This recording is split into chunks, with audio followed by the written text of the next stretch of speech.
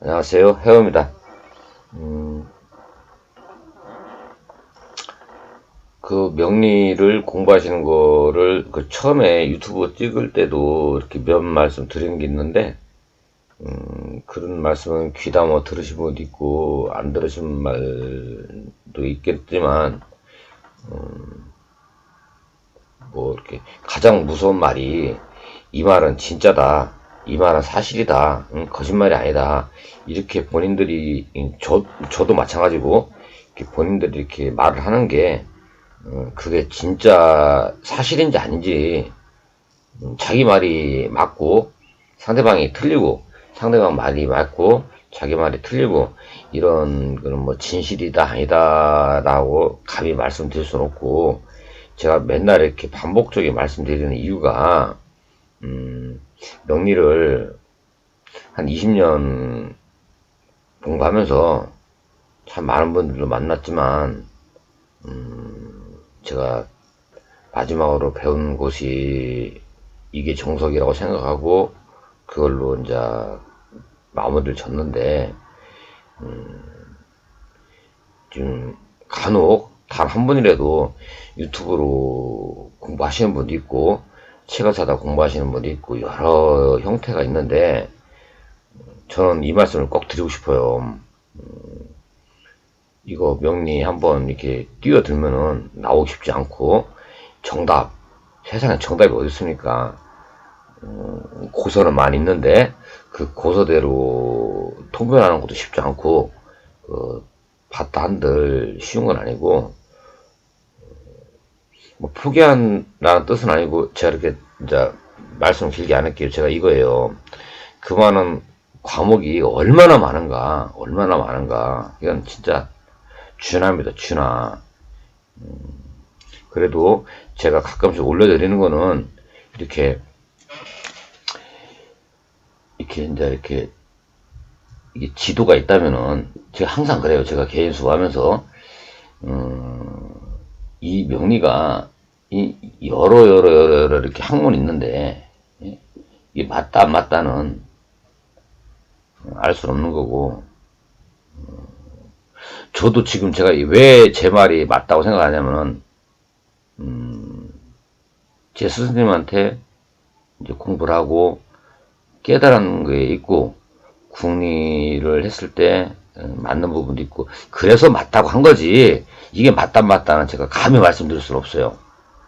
하지만 이런 건 기본적으로 아셔야 되는데, 이 말도 맞다 맞다도 감히 말씀 못 드리겠어요. 그러니까 각자 인연법에 좋은 스승님들 만나서 잘 습득하시면 되고, 저는 그래요. 저번에도 말씀드렸지만 사주 공부할 때 이렇게 맨 처음에 음과 양은 무엇인지, 과연 오행은 무엇인지, 시화에 따른 그 오행의 상생상극은 무엇인지, 그 다음에 아른 다음에 격국으로는 무엇을 어떻게 보고, 일간과 원령은 무엇을 보고, 육신은 어떻게 보는 것이며, 일간과 원령은 어떠한 관계로 형성되는지, 육신관계는 어떻게 되는지, 이 많은 것들을 순서 있게 배우지 않으면 너무 어렵습니다. 너무 어렵는데, 제가 알고 났더니 그 많은 내용도, 이론도 중요하지만 저는 운전하는 방법만 가르쳐 주고 싶은 거예요. 운전하는 방법. 타이어는 이렇게 끼야 된다. 뭐 이렇게 뭐라 그래. CTG는 이렇게 씌워야 된다. 뭐 와이퍼는 이렇게 한다. 그 수많은 차의 그 부품도 많고 성능도 많고, 뭐 엔진은 어떻게 한다. 이런 거를 저는 가르쳐 드릴 수는 없어요. 저도 알지도 못하고, 제가 아는 상식이 맞다 안 맞다는 분명히 말씀 못 드리지만, 착각일 수도 있어요. 제가 알고 있는 게 다가 아닌데, 저는 앞으로 A에서 B라고 단어가 바뀔 수도 있어요. 왜냐하면 몰랐던 걸 새로 안다던가, 바뀔 수 있는 거고, 이걸로 한정된 건 아니고,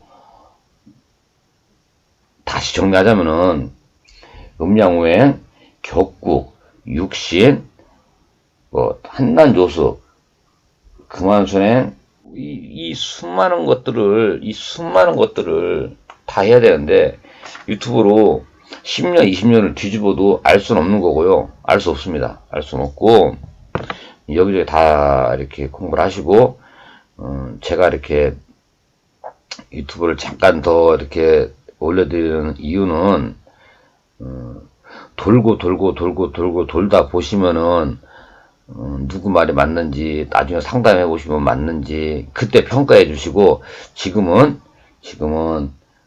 비록 순서 있게 안 하더라도, 일부러 그런 건 아니고, 여기가 서울이라면은, 부산에서 서울까지 갈 때, 일직선으로 가든, 국도로 가든, 돌아가든, 배를 타고 가든, 좀 멀지만 이런 풍경도 보고, 이런 주변 환경도 볼 수 있으니까, 예? 이렇게 원하시는 분들은 그렇게 가시면 되고, 싫다, 나는 직진으로 서울을 가고 싶다, 그런 분들은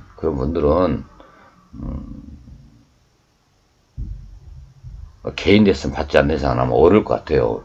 요 과정이 격국반에 몇 개월, 육신반에 몇 개월, 일간반에 몇 개월, 궁방에 몇 개월, 이걸 쪼개고 나면요, 제가 봤을 때 한 바퀴 도는데 아마 한 짧게는 한 1600시간, 많게는 한 1800시간, 이게 기본입니다. 그 정도는 알아야 되는데, 알고 나면은 다시 또 1부터 배우려면은 1부터 다시 또 기억이 안 나요.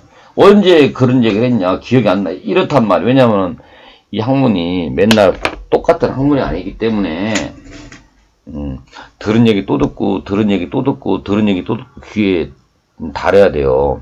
그래서 일단은 저번에 그 오행의 속성을 좀 올려드렸는데, 오행의 속성을 진짜 중요한데 뭐 조회수도 없고, 예? 중요한데 그냥 올려보는 거예요.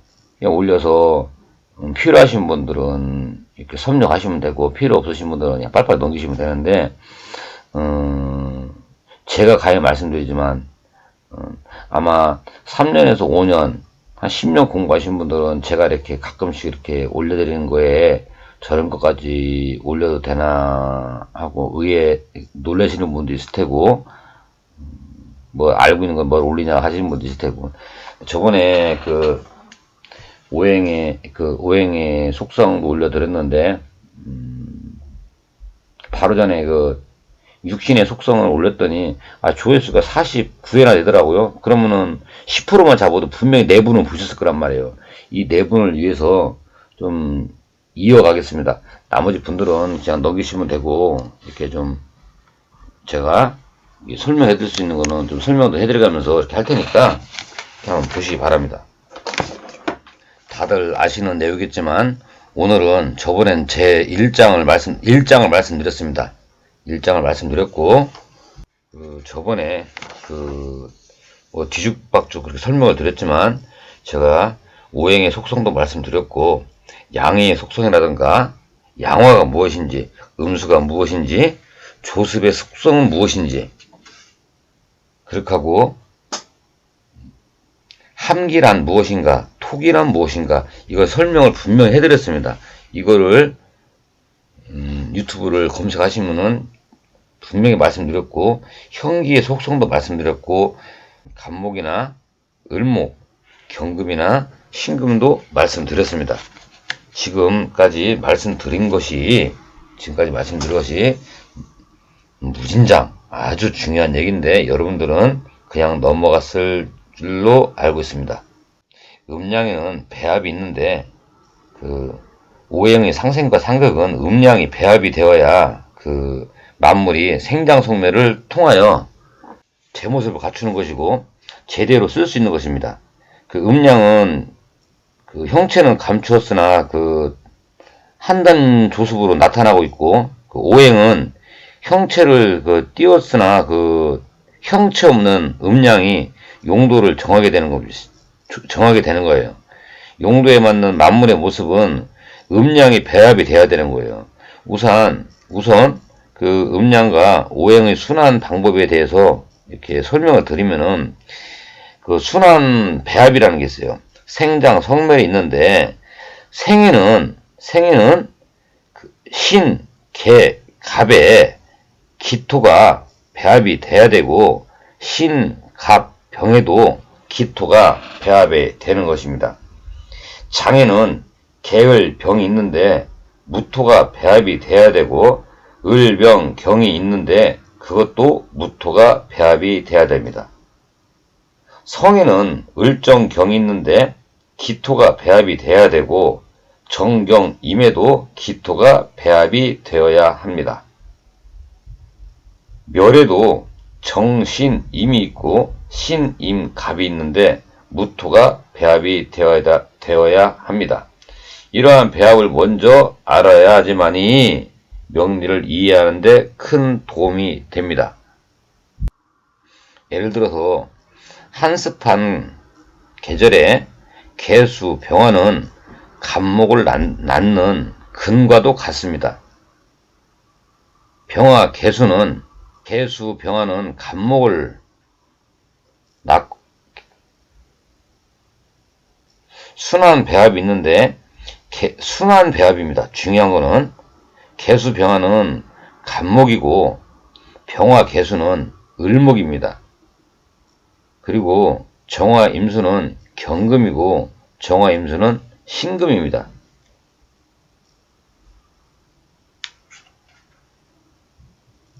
이것도 저번에 말씀드리지 않은 것 같아서 한번 짚고 넘어가는 것입니다. 천간의 역할을 설명드렸습니다. 천간은 천원으로 그 하늘의 기운을 말하는데 사람은 천인 합일의 천간은 천원으로 하늘의 기운을 의미하는 것입니다. 사람은 천인 합일의 뜻에 맞는 역행을 알고 만물에게 행사하는 순환을 아뢰한다는 의미가 담겨 있는 것입니다. 운명학에서는 자신의 세운 뜻에 맞는 개척적 삶을 살아가야 한다는 의미도 담겨 있는 것입니다.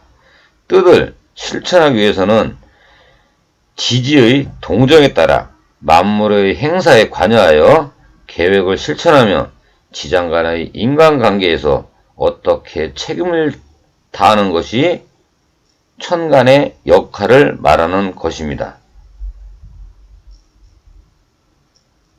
병화는 사람의 인품과 실력을 관찰하여 적재적소에 적용을 하며 각자 능력을 발휘할 수 있도록 인원관리 및 조직을 운영하는 역할을 하는 것입니다.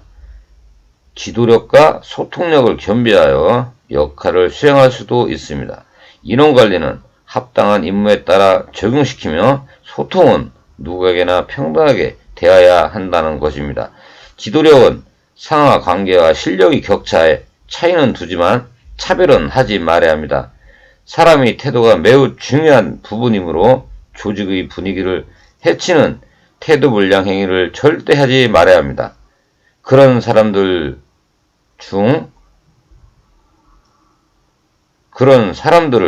중용해서는 안 되는 것입니다. 각자의 능력보다는 조직력을 우선해야 하므로 하는 병화입니다. 분업 종사와 불필요한 월권을 하지 말아야 하는 것입니다.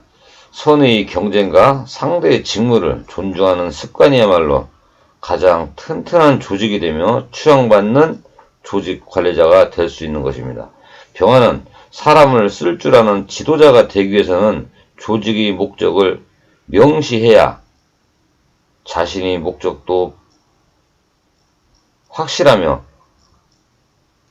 방만해서는 안 되는 것입니다. 임수는 사람의 가치나 사물의 가치에 대한 쓰임을 관찰하여 적재적소에 맞게 운영하는 역할을 하는 것입니다. 이익을 창출하기 위한 상품 구성 능력과 대외, 통상, 능력을 겸비해야 합니다. 인원관리는 능력의 차이에 따라 차등을 둬야 하고 소통은 이익에 따라 변화를 둬야 합니다. 지도력은 실적에 따라 차이는 두지만 차별은 하지 말아야 합니다. 개인의 성향을 드러내진 않고 고객의 대외적인 선호에 맞게 행동하면 아주 좋을 것 같습니다.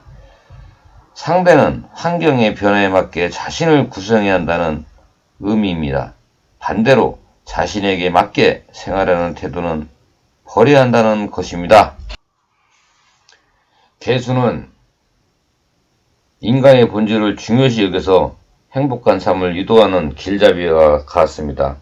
물질 문명보다는 정신 문명을 추구하며 풍족한 실생활을 위주로 하는 환경에서는 문제점으로 지적되기도 하지만 근본적인 인간의 가치를 중요시 여기는 개수는 장점으로 부각될 수 있습니다. 병화의 전체 조직을 우선하는 생활 방식보다는 각 개인의 권리를 중요시 여긴다는 사고에 관리하는 것도 사고에 관해서도 각 개인의 권리를 중요 여긴다는 사고에 관해서도 논란의 여지는 있지만 나름대로의 장점이 있다고 봐야 합니다. 임수는 이익을 관철하기 위하여 상대를 설득해야 하는 것과 같습니다. 초심을 회복시키고 상처난 감성을 위로하고 회복시켜줘야 하는 점입니다.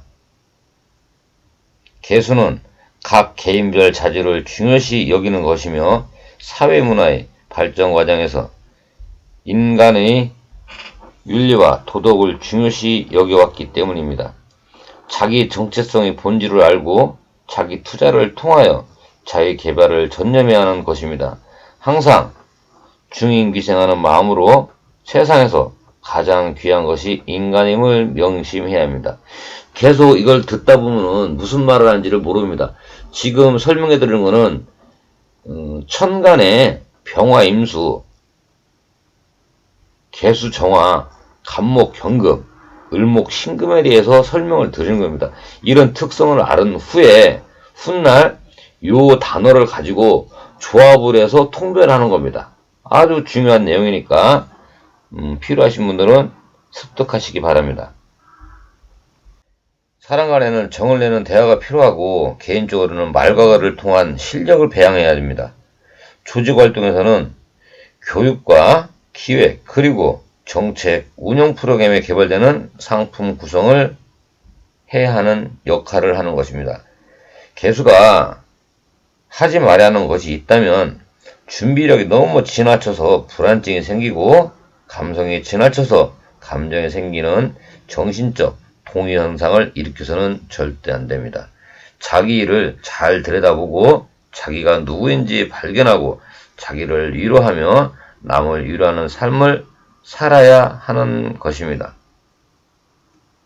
정화는 개수의 정신적 감성의 차오름과 사람들이 안정적인 기틀을 바탕으로 행복한 생활을 지향하는 사과는 다르게 정화는 물질관에 꽂혀 있습니다. 개수의 철학적 사유와 감성적 창의와 비교한다면 정화는 물질적 창작과 금융적 풍요를 지향하는 것입니다. 정화는 산업사회에 필요한 연구와 개발 능력을 기반으로 사물 탐구력과 기술력을 발휘하여 전문성을 갖추는 장인 정신과도 같습니다.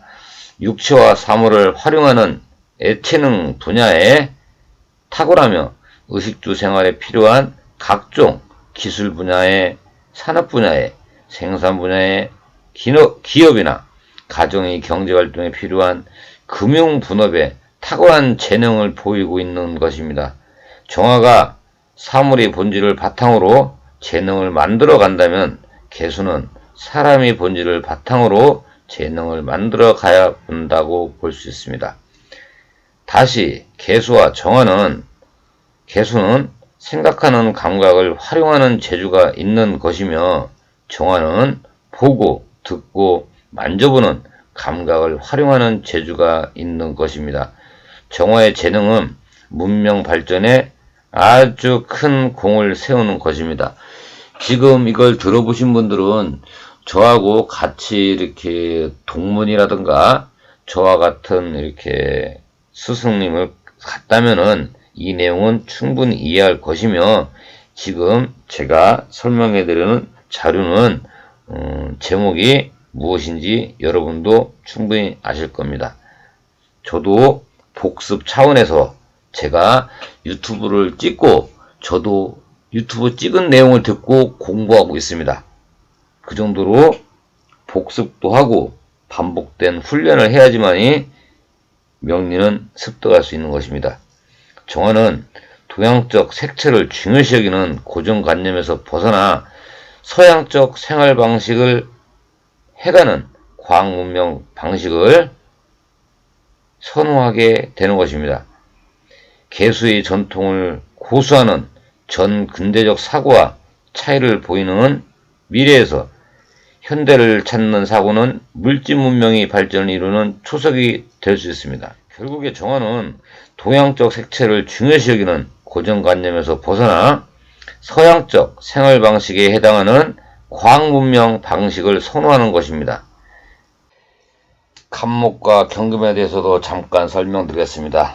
간목의 지식 습득 과정과 경금의 기술 습득 과정에 관해서 한번 말씀드리겠습니다. 간목은 새로운 싹에 비유하고 사람으로는 자라나라는 꿈나무와 같습니다.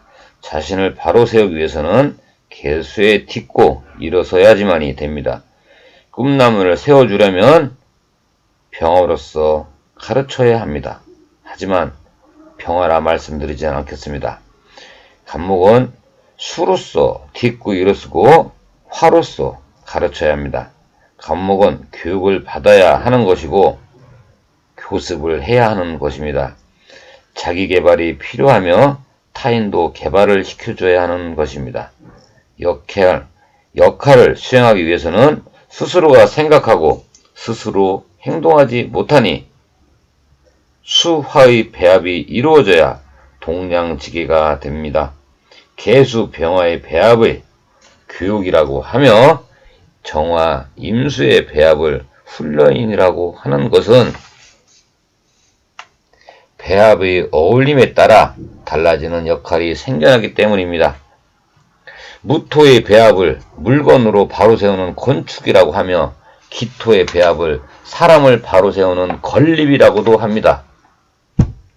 간목은 스스로 생각하고 행동할 수가 없으므로 음양의 배합이 이루어져야만이 용도가 나타나는 것입니다. 배합을 이루지 못하면 자신의 계획에 쓰임을 만들려는 것이 아니라 타인이 나를 쓰는 것과 같은 현상이 발생하는 것입니다. 경금은 번식이나 생겨난 결실에 비유하는 것이고 사람에게는 익숙한 숙련자와 같습니다.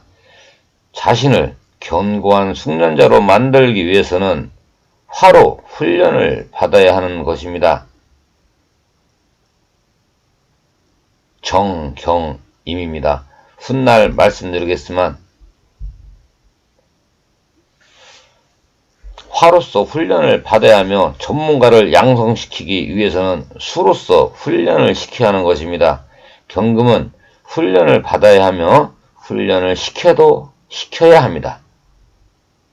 이런 역할을 수행하기 위해서는 스스로 생각하고 스스로 행동하지 못하니 수나 화의 배합이 이루어져야 장인이 되는 것입니다.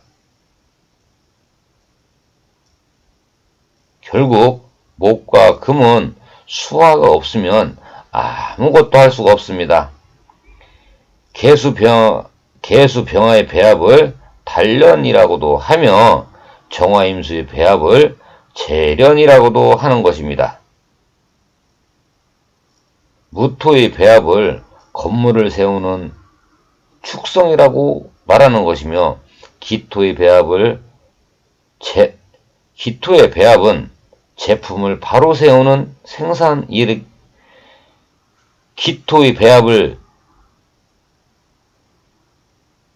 기토의 배합은 제품을 바로 세우는 생산이라고도 할 수 있습니다. 경금은 경험과 경력을 통하여 자신의 가치를 훌륭히 높여나가고 훈련과 단련을 통하여 전문성을 높여나가기 위해서는 음양의 배합이 꼭 필요합니다. 그래야 특출한 인물이 되는 것입니다. 만약에 배합을 이루지 못하면 지속적 발전을 꾀하지 못하고 늦은 나이가 되어도 경쟁에서 처지는 현상이 발생하는 것입니다. 을목과 신금은 을목은 대인관계 구축과 을목은 대인관계의 구축과 신금의 상품 구성 능력을 활성시키는 것입니다. 을목은 번식을 위하여 무성하게 자라나는 초목에 비유하는 것과 같습니다. 사람으로는 왕성하게 사회활동에 참여한 모습과도 같은 것입니다. 사회적 유치와 대인관계를 원활하게 유지하기 위해서는 화가 소통을 도와야 합니다. 을병으로 외워 놓으시기 바랍니다. 경험과 경력을 차곡차곡 쌓아가기 위해서는 지혜로운 인물이 되려면 개수가 있어야 합니다. 하지만 수가 밀어줘야 합니다. 이렇게 임수로 밀어주면 어때요? 개수로 밀어주면 어때요? 아주 사연이 많습니다. 을목은 경쟁과 존대를 통하여 사회적 책임을 다해야 하는 것입니다. 역할을 수행하기 위해서는 스스로 생각하고 스스로 생각하지 못하니까 수화가 배합이 돼야 됩니다. 제때의 목적을 이룰 수 있습니다.